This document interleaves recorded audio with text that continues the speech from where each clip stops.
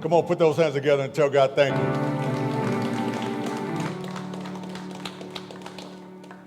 We're closing out the year on Fully Here. And this morning, we're going to be talking about preparing for tomorrow. Now, I know I don't have to ask. I don't have to poll the room. But I know, for the most part, most of us here would like to be prepared. That's true whether it's fully prepared or halfway prepared. We like to be prepared, right? Yeah, we prepare for meetings. We prepare for work. Some of us prepare for school. And some of us even prepare for church. I wasn't quite prepared this morning, but I'm here. And I remember as a kid getting prepared for the first day of school. Yeah. I don't know about you, but I wasn't preparing for the lesson I was going to learn. I don't know about you, but I was preparing for what I would wear that day. The first day of school. And I remember getting dressed, laying my clothes out the day before, getting dressed in the morning on it and looking in the mirror and feeling like the Joker from that Batman movie. Wait till they get a load of me. I bet all of us has a first day of school outfit memory. Well, I mean all of us that didn't have to wear uniforms. Yeah, we're preparing to show off the clothes we had. But today I want to talk about a different kind of preparation. Because Matthew 25, verses 1 through 13, we see how being prepared serves you and how being unprepared will cost you. We want to look at that together. The first thing we want to do is understand the scene. Now, before we get into the parable, we need to understand what Jesus is doing here. And what Jesus is doing, he's not just telling a nice story. He's stepping into a biblical stream of a covenant wedding imagery that everybody in his audience were familiar with or understood. You see, in the first century, a Jewish wedding that happened in two parts. First, the bridegroom and his friends would travel from his house to claim the bride from her parents. And then the groom would return to the groom's house. They all would return to the groom's house together for the marriage feast. That's part two. And by the time we get to this parable, the suggestion is that the groom has already claimed his bride. He's already been to her house. He's on his way back home, and everybody is waiting for his arrival. That's the scene.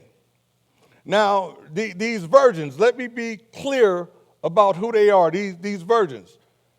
Number one, they are not the bride. They are bridesmaids.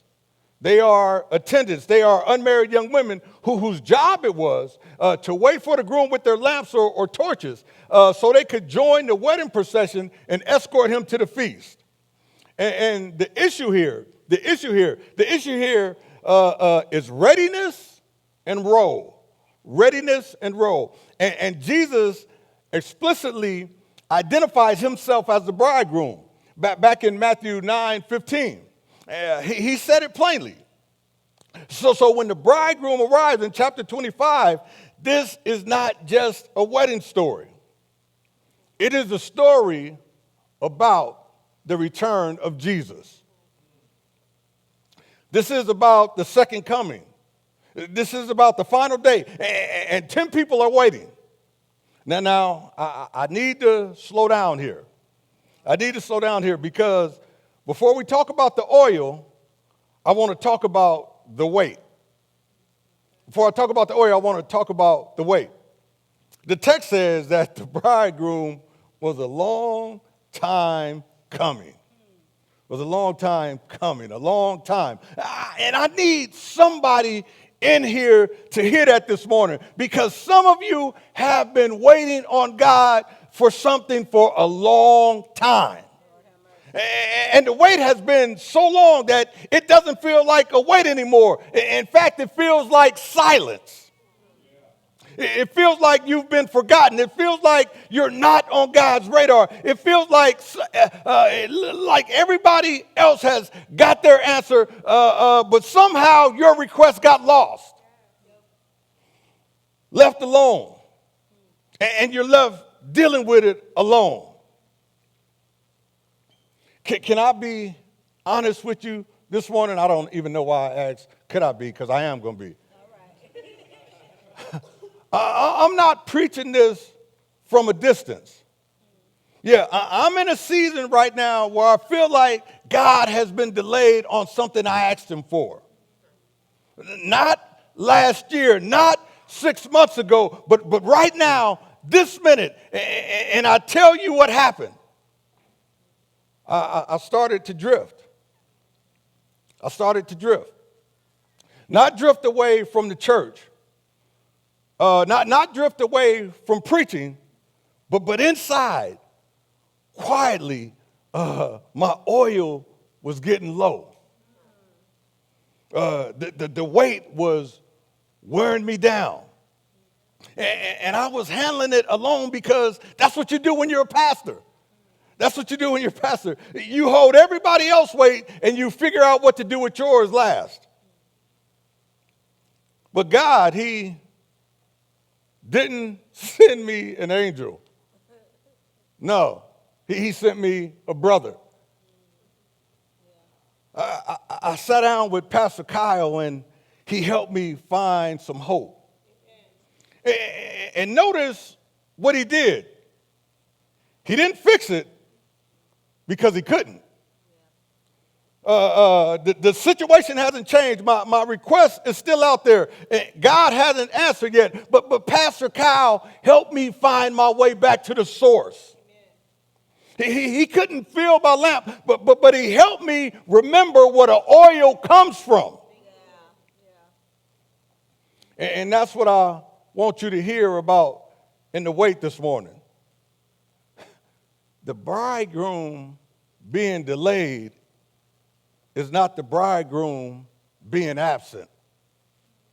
The silence is not abandonment.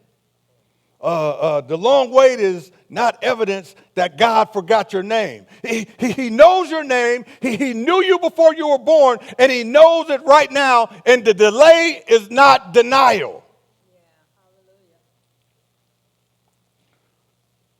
But here's what the wait will do if you're not careful. It'll make you stop filling up.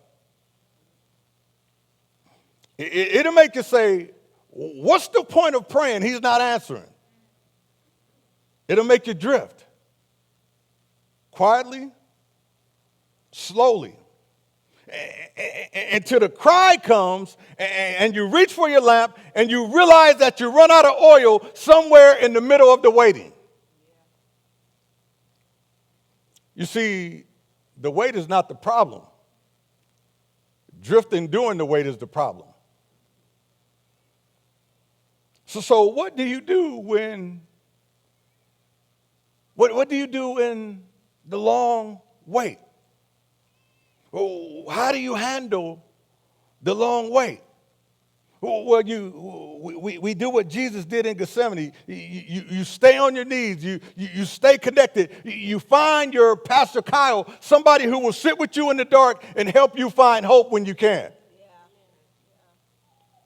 You keep filling up.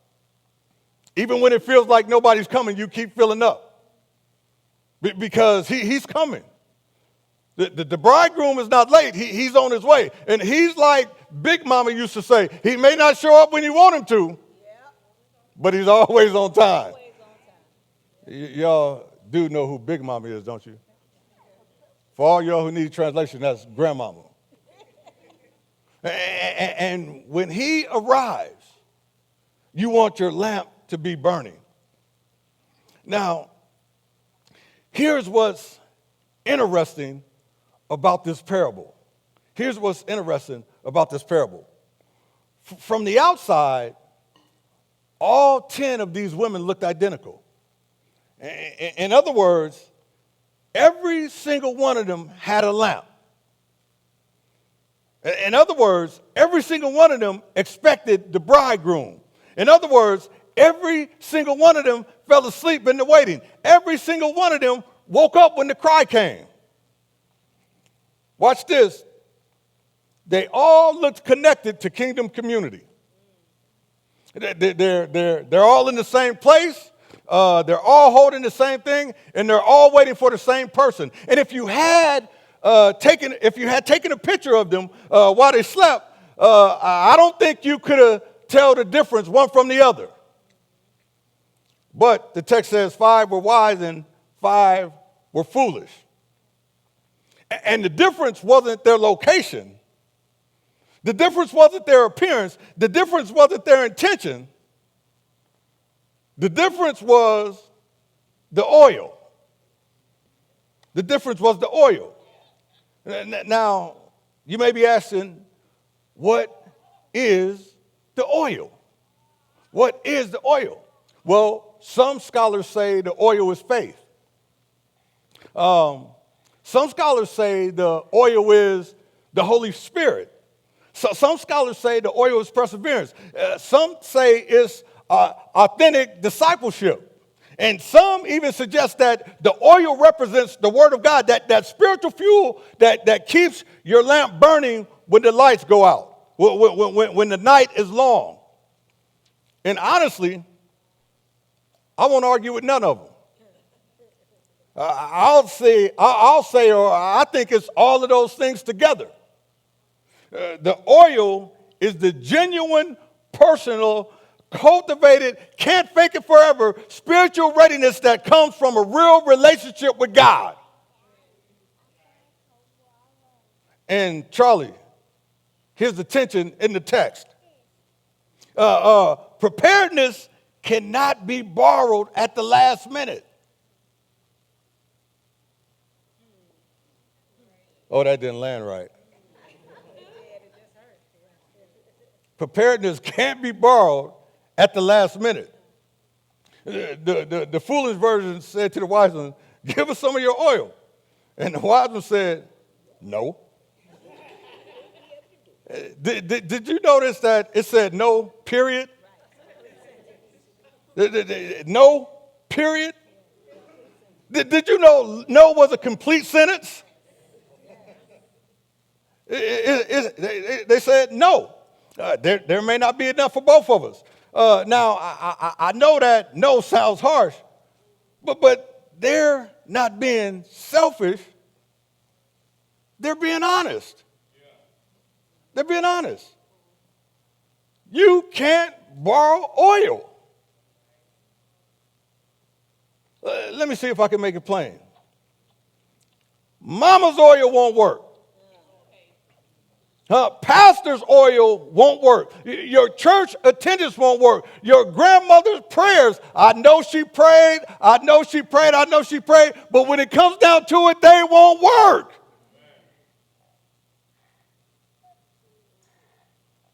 I want to stop right here because I knew some of us grew up in communities like I did where we survived on borrowing everything.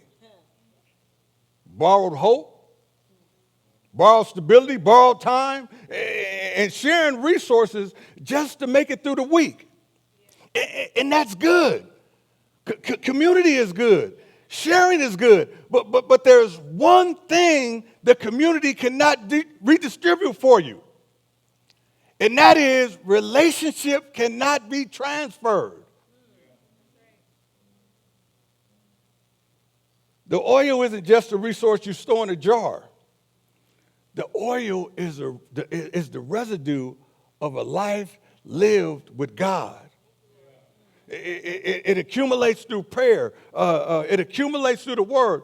It accumulates through faithfulness in the dark. It accumulates through showing up when nobody's watching. It accumulates through seasons of difficulty that drove you deeper instead of driving you away. You can't hand that off. You can't Cash App that. You can't Venmo it. You can't split the payment. And let me tell you something. Borrowed spirituality expires. And watch this. It always expires at the worst possible moment.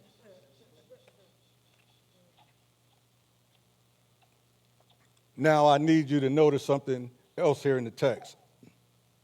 This is something important. Newsflash. All 10 virgins fell asleep. That's important. Not the foolish ones, not the lazy ones, all of them. All of them. The bridegroom was a long time in coming, and they all became drowsy and fell asleep. That matters. That matters, and I'm going to tell you why that matters. That matters because this parable is not about perfection. It is not about perfection. It is not about never getting tired. Even the wise got drowsy. Even the prepared got weary. Even the ones with oil closed their eyes. But the difference is not weakness versus strength. The difference is readiness versus neglect. Look, Jesus is not condemning human limitation here. He is not condemning human. He understands that we get tired. He understands. He understands the night gets long. He understands that the waiting is hard. He's warning us against spiritual carelessness. And there's a difference between falling asleep with your oil secure and falling asleep because you never got around to filling it up in the first place.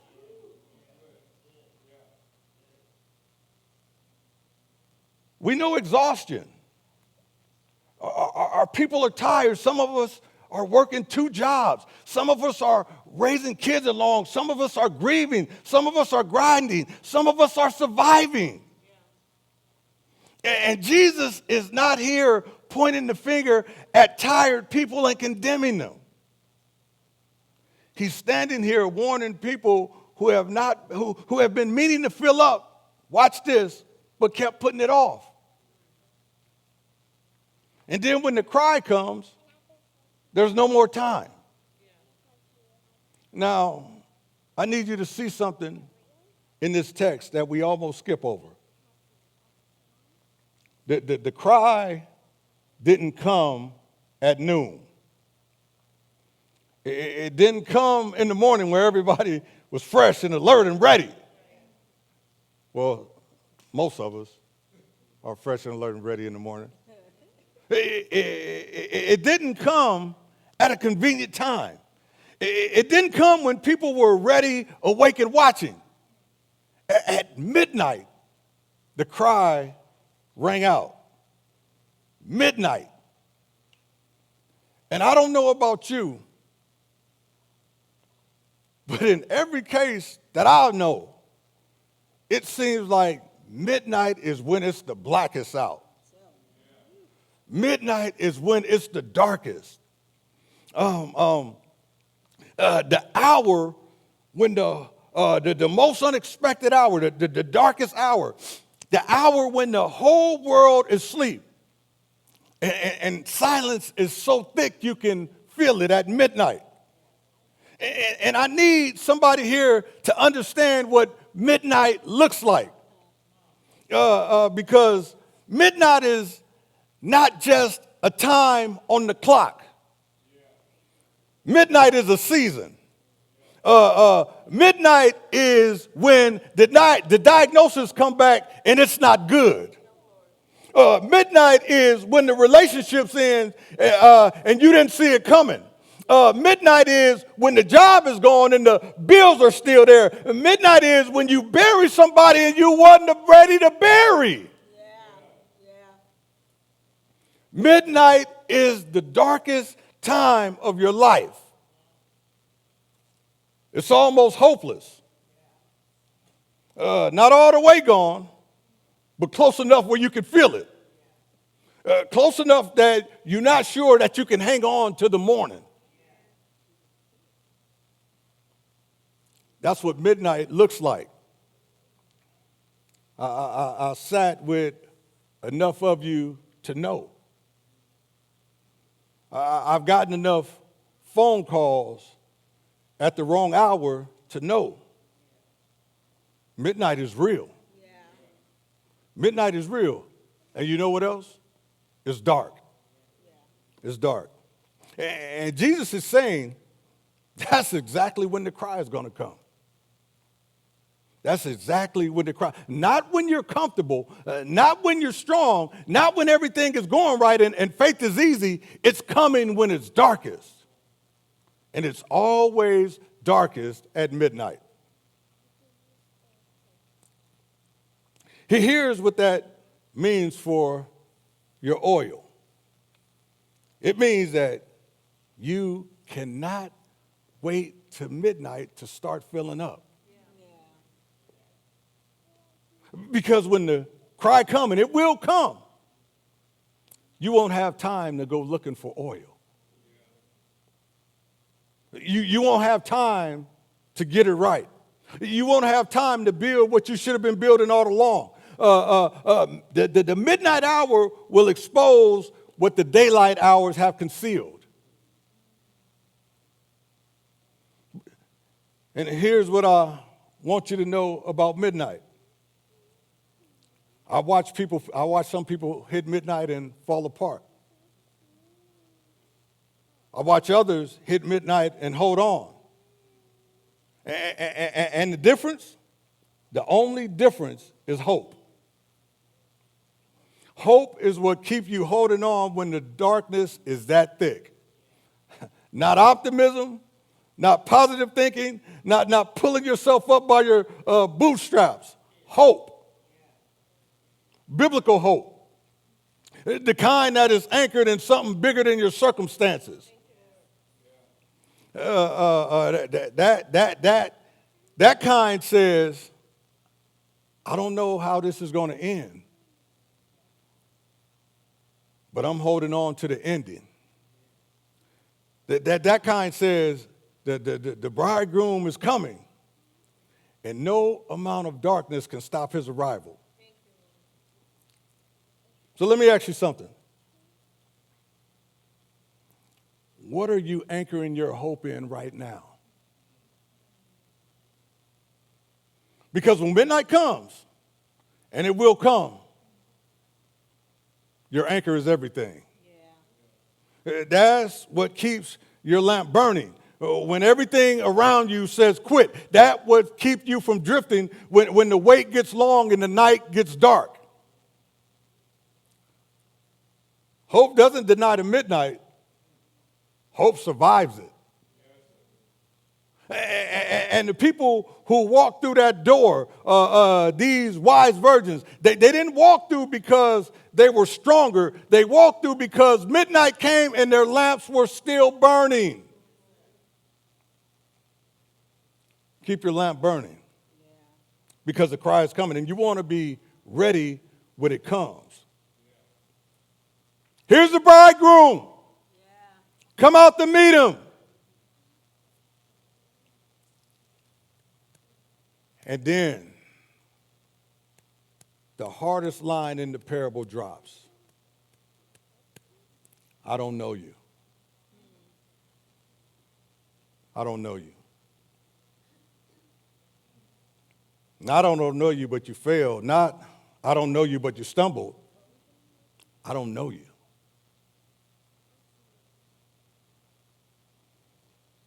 Now, don't miss what these 5 women said when they came back to that closed door. They didn't say, whoever you are, let us in. They didn't say, anybody in there, let us in. They said, Lord, Lord. Watch this. They knew his name. They had the right language. They had the right title.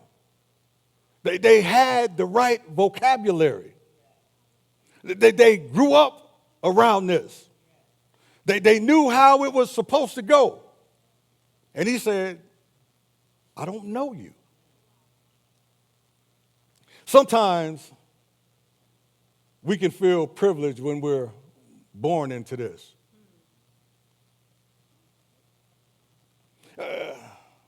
There's a blessing in being raised in the church. Don't miss that. Don't misunderstand me. A praying grandmother is a gift. A pastor for a father is a gift. Growing up in the Word is a gift. Watch this. But the gift is not the relationship. You can know every song. You can know every scripture. You can know every secret handshake and the culture and the language and still hear those words on that day. I don't know you. Familiarity with Jesus is not the same as intimacy with Jesus. The question is not whether or not you know his name. The question becomes whether or not he knows yours.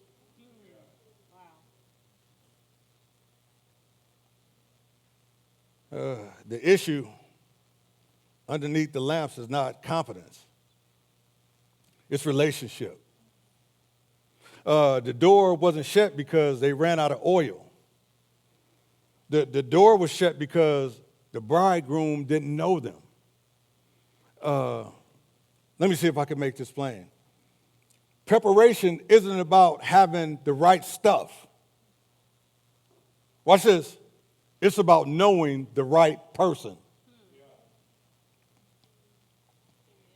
Here's what I want you to hear this morning. And if you don't hear nothing else I said this morning, hear this.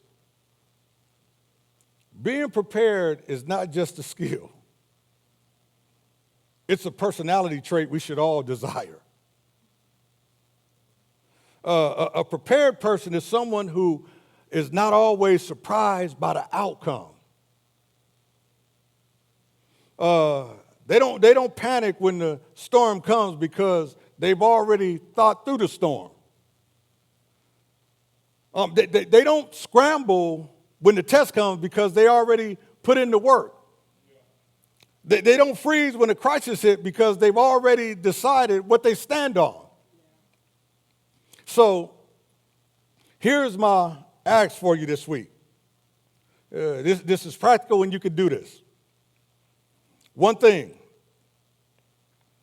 We'll run through all the scenarios. Think it through before it happens. And spiritually, do the same thing.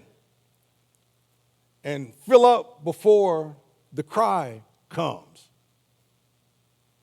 Get in the Word before the trial comes. Cultivate prayer before the crisis comes. Build the relationship so before you need to borrow somebody else's.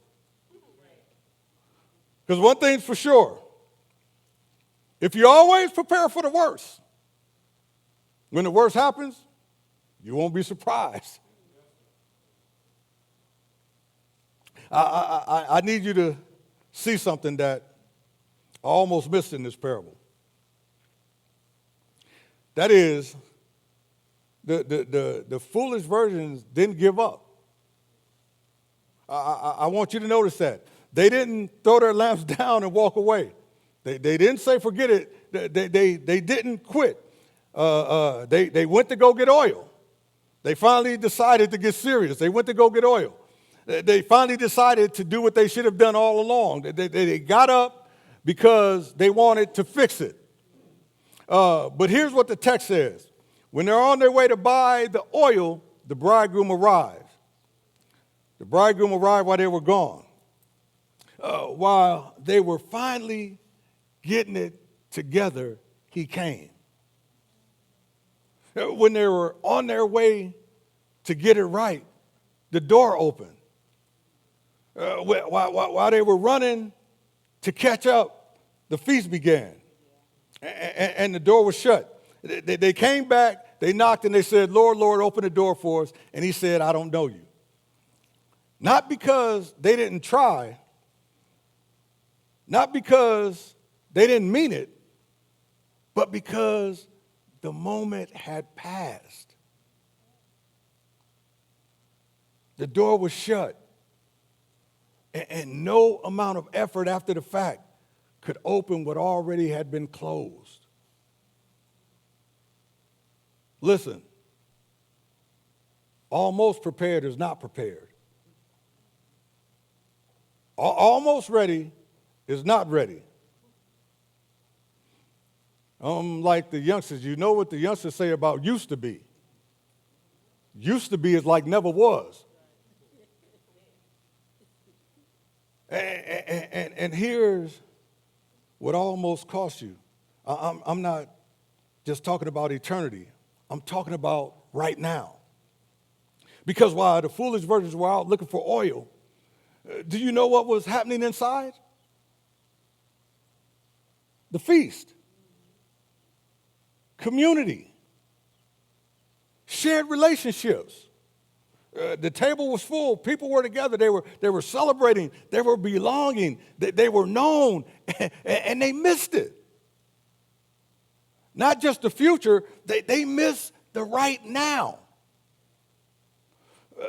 Because soon has a price tag that most people don't calculate. They don't calculate when they say, I'll get serious soon. I'll get connected soon. I know now we're going to have a lot of scans on those things. I'll get planted in community soon. I'll start filling up soon. And while you're getting ready, life is happening without you. Relationships are being built without you. The table is being set without you. People are doing life together, caring each other, praying for each other, sitting with each other at midnight, and you're on the outside looking in because you kept saying soon.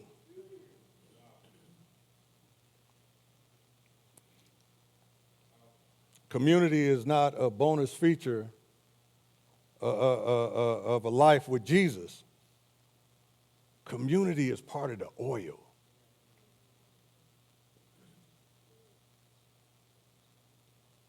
You need people who would do what Pastor Kyle did for me. You need people who will sit with you in the dark to help you find hope when you can't find it alone, to keep you from drifting when the wait gets too long.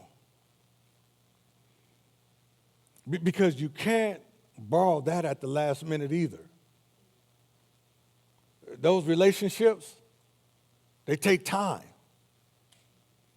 They take showing up. They take vulnerability. They take consistency. They take being present before you need something.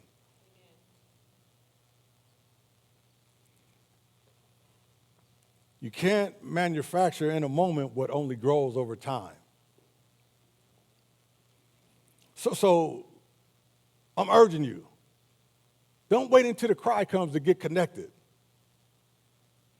Don't wait until midnight to find your people. Don't wait until the door starts closing to start what you should have been building all along. Because if you're not prepared, you set yourself up for constant fix-it mode, where everything is an emergency. Every week there's a different crisis. Every situation catching you off guard. You're always reacting, always scrambling, always behind. But when you're prepared, even when something happens that catches you off guard, you're already have a way to deal with it. That's not just good life advice. That's the Word of God. I want to close with this. If you want to know what it looks like to be prepared, look at Jesus. He's our example. He's always our example. Because Jesus, he didn't stumble to the cross. He walked toward it, prepared. In the Garden of Gethsemane, he was on his knees, not because he was surprised, but because he was preparing. Because he was filling up, because he was staying connected to the Father before the worst night of his life. He told his disciples to watch and pray so you will not fall into temptation. And he went and did exactly that. He prayed. He knew the cross was coming. He knew betrayal was coming. He knew darkness was coming. And because he was ready, he went to the cross. He carried your sin and mine. And he rose on the third day, and he's coming back.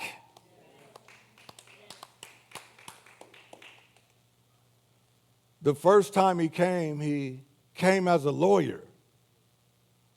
But when he comes again, he's coming as a judge.